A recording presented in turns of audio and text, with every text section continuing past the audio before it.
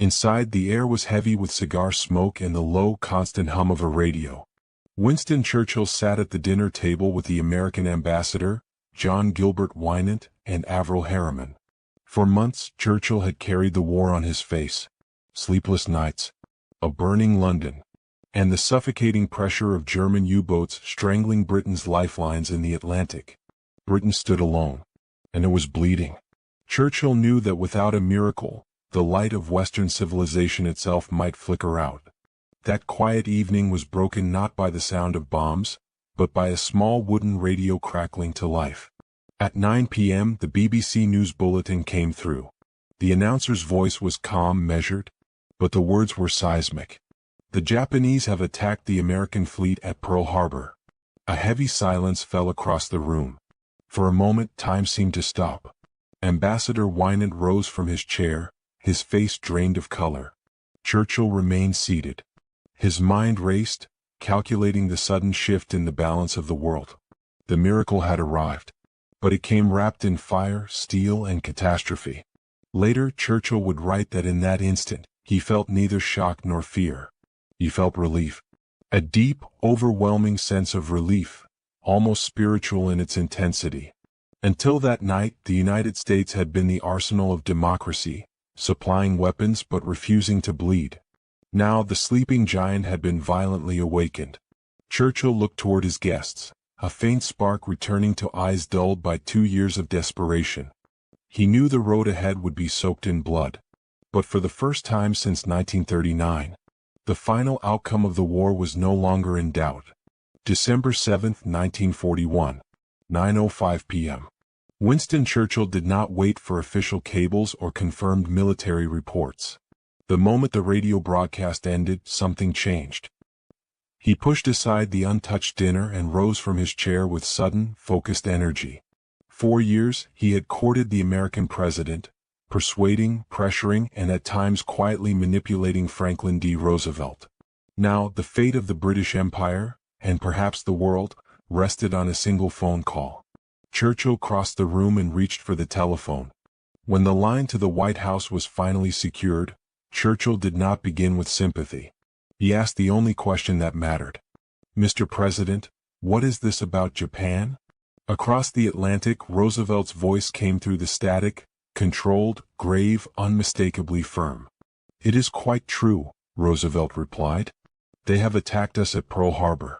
We are all in the same boat now." That sentence, "we are all in the same boat now," was the one Churchill had waited a lifetime to hear. British isolation was over. As he replaced the receiver, Churchill's thoughts moved swiftly past the flames of Hawaii and into the cold arithmetic of total war. He knew how the British public would see this moment. Another disaster, another enemy, another front. But Churchill saw what lay beneath the smoke. America was in the war. He returned to the dining room with a lighter step than he had carried in years. His guests noticed it immediately. The old lion was no longer pacing his cage. He was preparing for the hunt. Yet beneath the relief was a grim calculation. The United States was unprepared. Its Pacific fleet lay shattered. And the Japanese Empire was disciplined, ruthless, and dangerous. Before American industry could tip the balance in Europe, Britain would have to endure its darkest hours yet. Churchill had finally secured his ally. But the cost of that alliance would be paid in blood. Across every ocean on the map. As the clock edged toward midnight at Chequers, the weight of the day finally settled over the house. Across the world, governments reeled. Capitals braced for war. The rising sun had struck and nothing felt stable anymore. Yet inside Chequers, Winston Churchill experienced something unexpected. Calm. Almost surreal calm. He retired to his bedroom, and before sleeping, recorded one of the most famous reflections ever written by a wartime leader. Later he would recall, being saturated and satiated with emotion and sensation. "I went to bed and slept the sleep of the saved and thankful." It was a startling admission. Thousands of American sailors now lay at the bottom of Pearl Harbor. British colonies across Asia had moved directly into the sights of a relentless Japanese advance. And yet Churchill felt relief. Not because the danger had passed, but because history had finally turned. Churchill understood something others did not. He understood industry. He once described the United States as a gigantic boiler. Once the fire was lit beneath it, there was no limit to the power it could produce. To Churchill, America's entry into the war meant something profound. The defeat of the Axis was no longer a hope. It was mathematics. But the sleep of the saved was a luxury that lasted only one night.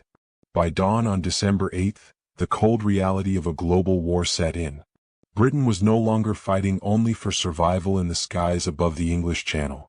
Now it was responsible for defending Singapore, Hong Kong, Burma, all against a Japanese military at the height of its power. December 22, 1941. Mid-Atlantic. Winston Churchill understood that telegrams and phone calls were no longer enough. If the Grand Alliance was to become a weapon capable of winning the war, he had to look Franklin Roosevelt in the eye. Despite the deadly presence of German U-boats, the feared gray wolves of the Atlantic, Churchill boarded the battleship HMS Duke of York. For 10 days, the ship fought its way through towering icy waves and gale-force winds. Churchill was nearly 70 years old. His health was failing, and every mile carried the risk of a torpedo tearing the ship apart. He ignored it all. He was driven by a single purpose: to ensure that America did not turn its full fury toward Japan, and forget the far more dangerous enemy in Berlin. The Germany First strategy was Churchill's greatest gamble. He feared the American public's hunger for revenge against Tokyo would leave Britain to wither beneath the shadow of the Luftwaffe. As the Duke of York cut through the black, hostile Atlantic, Churchill filled his days drafting memoranda, pacing the deck and rehearsing arguments. He was preparing a rhetorical blitzkrieg, not for Germany, but for America. On the evening of December 22nd, the battleship finally reached Chesapeake Bay. Churchill was flown to Washington, D.C., where Franklin Roosevelt himself met him at the airport. The image was striking. The crippled president seated in his car. The stout prime minister, cigar in hand. They exchanged a smile that needed no words. British isolation was over. But the moment offered little comfort. Even as they shook hands, the news from Asia was disastrous. The so-called impregnable fortress of Singapore was under grave threat. American forces in the Philippines were being driven toward collapse. The Grand Alliance was being born not in triumph, but in catastrophe. As Churchill settled into the White House as a guest, he understood the truth. He was not there merely to plan a victory. He was there to prevent total collapse. December 26, 1941. Washington, D.C. The day after Christmas, a heavy, unseasonal humidity pressed against the stone walls of the United States Capitol. Inside, Winston Churchill stood before a joint session of Congress. The first British Prime Minister ever to do so. He looked out across a chamber filled with faces that only weeks earlier had been deeply divided. Some had argued Britain was a lost cause. Others believed America should remain distant, untouched. Now those divisions were gone. They were united by anger. Churchill did not come to offer comfort. He spoke with the rolling, deliberate thunder that had carried London through the darkest nights of the Blitz. He spoke of the wicked men who had unleashed this war, and of the long, merciless road that lay ahead. Then he delivered the line that electrified the room. "What kind of a people do they think we are?" he demanded. "Is it possible they do not realize that we shall never cease to persevere against them, until they have been taught a lesson which they and the world will never forget?" The response was overwhelming. Applause crashed through the chamber like artillery fire. Members of Congress rose to their feet, cheering. It was a moment of extraordinary political and theatrical triumph. But the victory came at a cost. That night, back at the White House, the strain finally caught up with him. In the thick, humid air of his bedroom, Churchill collapsed. He had suffered a mild heart attack. The old lion had pushed himself to the edge of human endurance to secure the alliance that now bound the free world together. His physician, Sir Charles Wilson, urged immediate rest. Churchill refused. The world could not be allowed to see him falter. He remained in Washington for weeks, settling into the White House as though it were his own wartime headquarters. Churchill and Roosevelt became inseparable. They talked late into the night.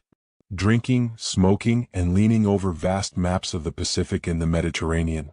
It was in these informal, smoke-filled rooms that the blueprint for the modern world began to take shape. Together, they committed to the Europe First strategy, a decision that would one day lead to D-Day, and one that forced Roosevelt to confront enormous political risk at home. Churchill had secured his greatest diplomatic victory, but the price was clear. The world was now fully engulfed in flames. January 1942. The White House, Washington, D.C. As the new year dawned, Winston Churchill prepared to leave the United States. He had arrived at a moment of sheer desperation. He was leaving as the co-architect of a global superpower. Before his departure, he and Roosevelt signed the Declaration by United Nations, a document that bound 26 nations into a pact to fight until the Axis was utterly defeated. The era of the Grand Alliance had officially begun. Churchill's departure was not a retreat, but a return to a war that was still going very badly. Even as he flew back toward London, the news continued to darken. Singapore would fall, the greatest surrender in British history. The Japanese would sweep through Southeast Asia, and the German panzers were still deep within the heart of Russia. But Churchill's spirit remained unshakable. He had done what he set out to do. He had tied the fate of the British Empire to the industrial and moral engine of the United States. He knew the arithmetic of the war had changed forever. He often thought back to the American Civil War, reflecting on the sheer tenacity of the American people once their blood was up.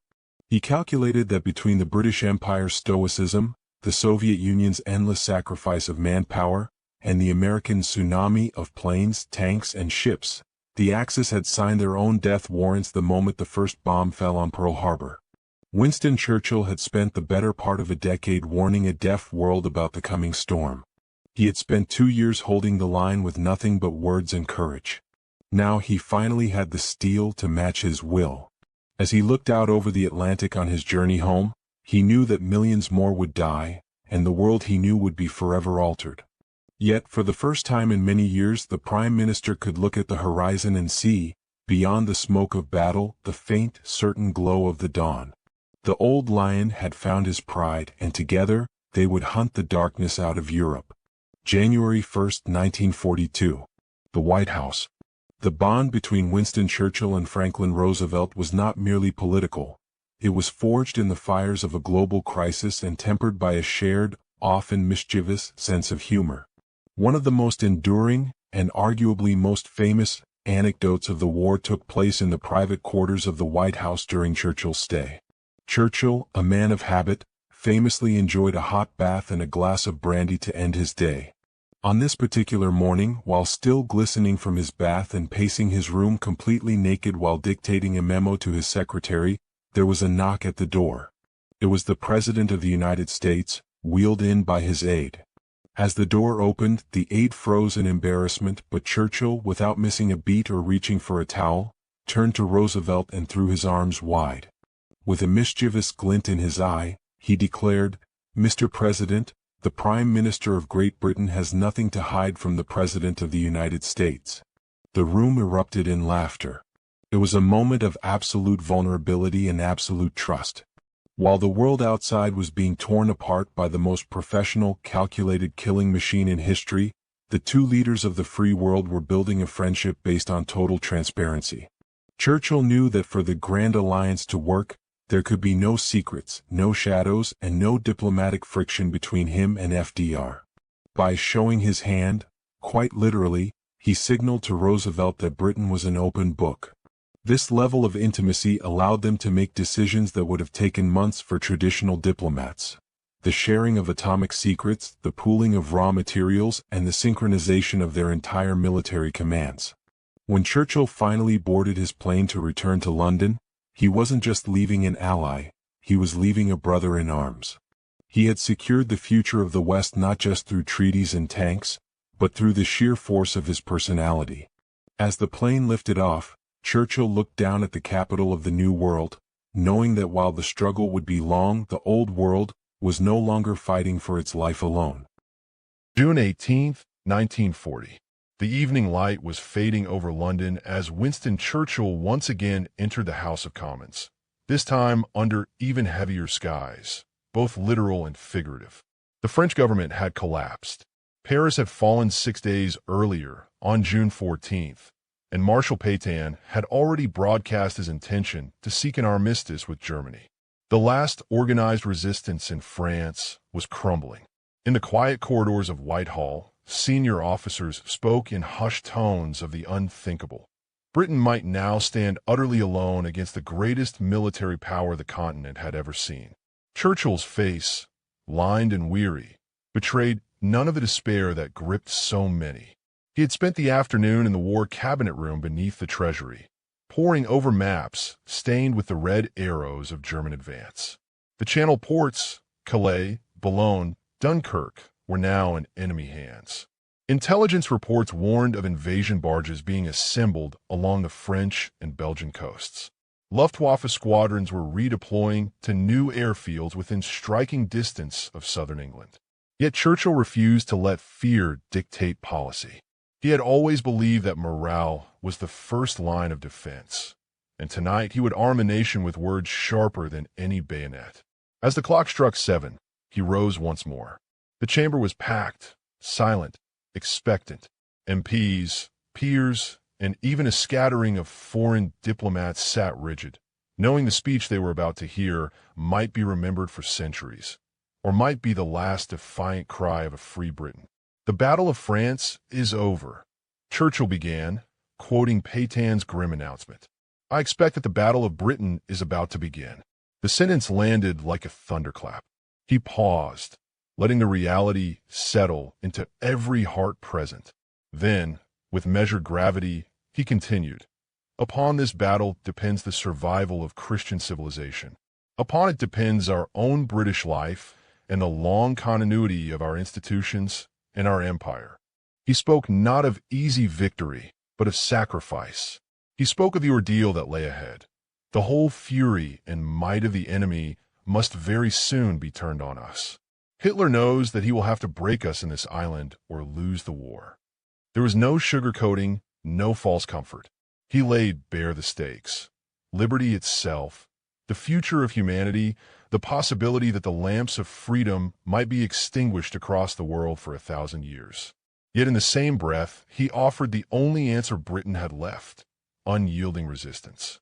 Let us therefore brace ourselves to our duties, he declared, his voice rising with unmistakable resolve, and so bear ourselves that, if the British Empire and its Commonwealth last for 1,000 years, men will still say, this was their finest hour. The words reverberated through the chamber and, within hours, through the BBC's evening broadcast to every corner of the nation. Families gathered around wireless sets in bomb shelter basements, in blackout curtain parlors, in village pubs, heard their prime minister speak not as a politician, but as a sentinel standing watch on the edge of the abyss. Outside, the first night fighters of Fighter Command were already climbing into the darkening sky, patrolling the southern approaches. In hangars across Kent and Sussex, ground crews worked by torchlight, patching bullet-riddled Hurricanes and Spitfires. The real battle, the one fought in the air over England, was no longer a future possibility. It was beginning. July 10th, 1940. The first bombs fell on Britain as the Luftwaffe launched its initial probes, testing the island's defenses with daylight raids on convoys in the English Channel. In the underground cabinet war rooms, buried deep beneath Whitehall, Winston Churchill paced the narrow corridors, his cigar clenched between his teeth. Maps covered the walls, pinned with flags marking enemy airfields in occupied France, Calais, Lille, Abbeville, from which Göring's fighters and bombers now sortied. The Prime Minister's eyes, sharp and unyielding, scanned reports from Fighter Command. Radar stations along the Kent coast had picked up the formations, and squadrons were scrambling from Biggin Hill and Tangmere to meet them.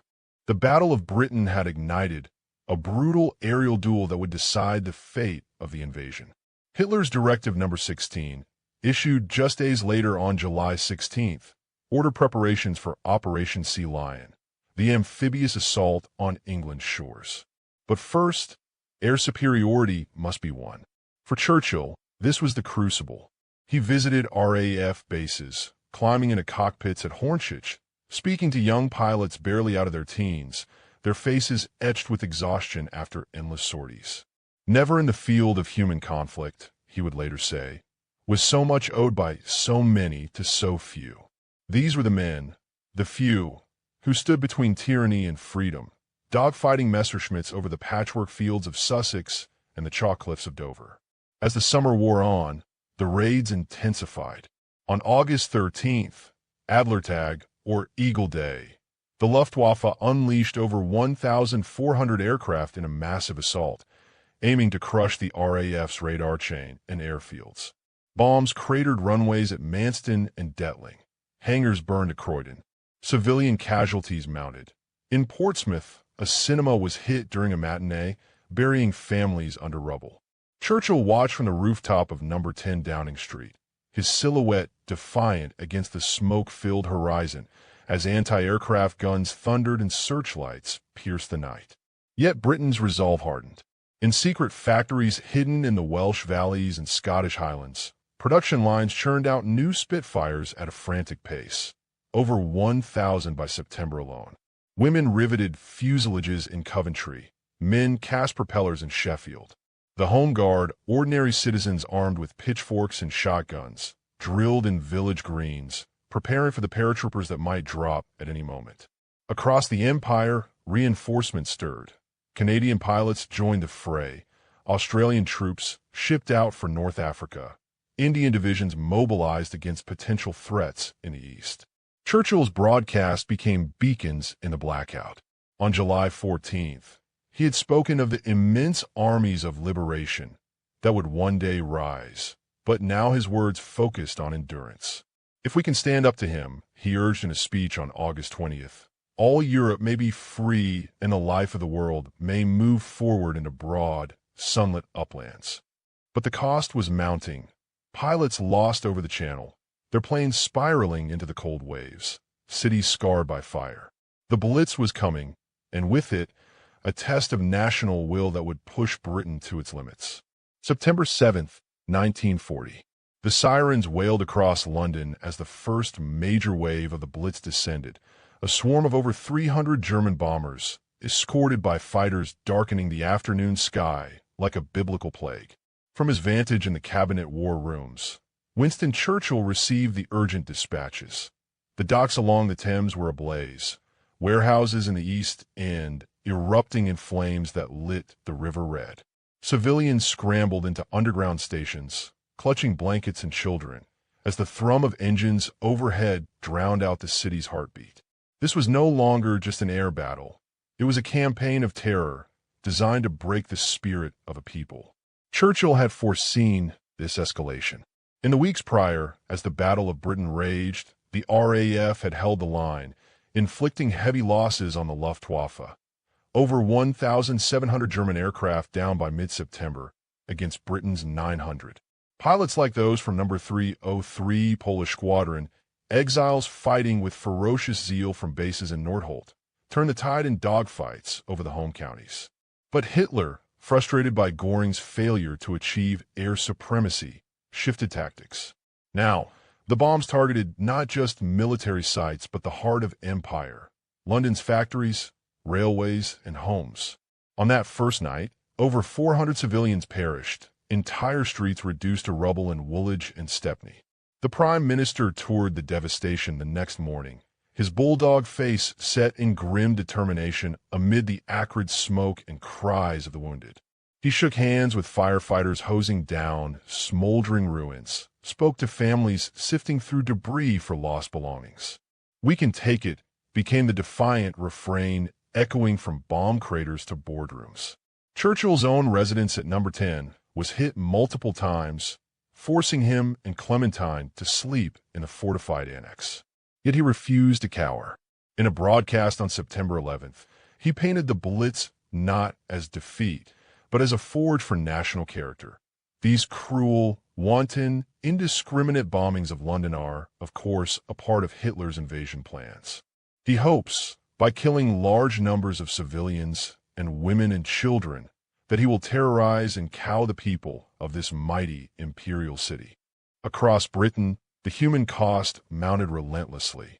In Coventry, on November 14th, a single raid killed over 500, obliterating the medieval cathedral and turning the industrial heartland into a moonscape.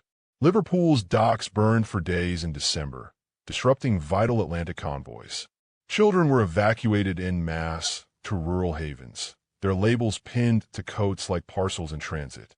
Rationing bit deeper, meat, butter, sugar doled out in meager portions, while blackout curtains shrouded windows nationwide. But innovation bloomed in adversity. Scientists like Robert Watson Watt refined radar networks along the coast, giving precious minutes warning. Codebreakers at Bletchley Park began cracking Enigma ciphers, revealing Luftwaffe plans. Churchill's leadership was the thread holding it all together. He rallied Parliament on October 8th, declaring, "Death and sorrow will be the companions of our journey, hardship our garment, constancy and valor our only shield." As winter approached, with snow blanketing bomb sites, the question loomed, how long could Britain endure this nightly onslaught? The answer lay in the unbowed will of its people, and in the distant horizons where new alliances might yet form. December 29th, 1940. Flames licked the sky over London as incendiary bombs cascaded down during one of the Blitz's most ferocious nights, targeting the historic heart of the city. St. Paul's Cathedral stood defiant amid the inferno, its dome silhouetted against the raging fires that consumed surrounding buildings. Guildhall, 8 Wren churches, and countless warehouses reduced to ash. In the cabinet war rooms, Winston Churchill monitored the chaos through frantic telephone updates, his voice barking orders to fire wardens and ARP teams battling the blazes with sand buckets and styropumps. Over 1,500 fires burned that night, a deliberate assault meant to shatter morale as the new year dawned.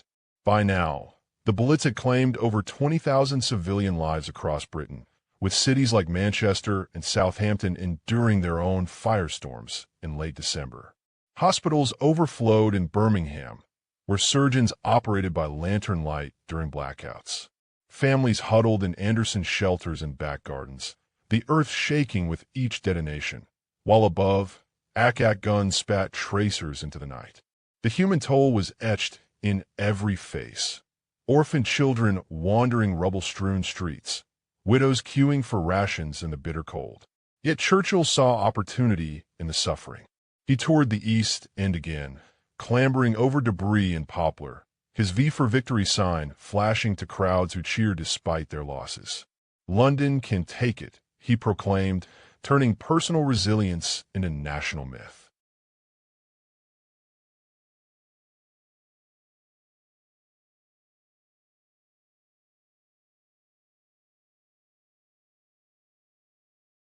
Across the Atlantic, the isolation was cracking.